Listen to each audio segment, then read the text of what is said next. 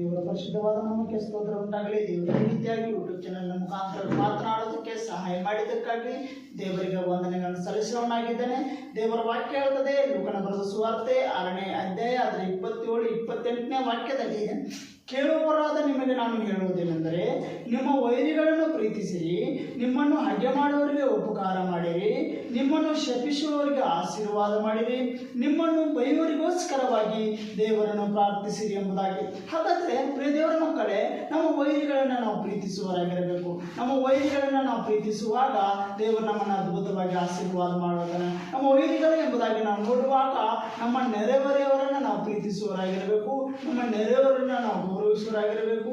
ನಮ್ಮ ನೆರೆಯವರಿಗೆ ನಾವು ಉಪಕಾರ ಮಾಡುವವರಾಗಿರಬೇಕು. ಪ್ರಿಯರೇ, ಯಾವಾಗ ನಮ್ಮ ನೆರೆಯವರನ್ನು ನಾವು ಪ್ರೀತಿಸ್ತೇವೋ ಆವಾಗ ದೇವರು ನಮ್ಮನ್ನು ಪ್ರೀತಿಸುವುದಕ್ಕೆ ಇಷ್ಟಪಡುವವನಾಗಿದ್ದಾನೆ. ಯಾಕಂದರೆ ದೇವರ ವಾಕ್ಯದಲ್ಲಿ ನಿನ್ನಂತೆಯೇ ನಿನ್ನ ನೆರೆಯವರನ್ನು ಪ್ರೀತಿಸು ಎಂಬುದಾಗಿ. ನಿಮ್ಮನ್ನು ಶಪಿಸುವವರಿಗೆ ಆಶೀರ್ವಾದ ಮಾಡಿದರೆ, ನಮ್ಮನ್ನು ಶಪಿಸುವವರಿಗೆ ನಾವು ಆಶೀರ್ವಾದ ಮಾಡುವಂಥ ಗುಣ ನಮ್ಮಲ್ಲಿ ಇರಬೇಕಾಗ್ತದೆ ಪ್ರಿಯರೇ. ಅದೇ ರೀತಿಯಾಗಿ ನಿಮ್ಮನ್ನು ಬೈಯುವವರಿಗೋಸ್ಕರ ದೇವರನ್ನು ಪ್ರಾರ್ಥಿಸಿರಿ ಎಂಬುದಾಗಿ ದೇವರ ವಾಕ್ಯ ಹೇಳ್ತದೆ.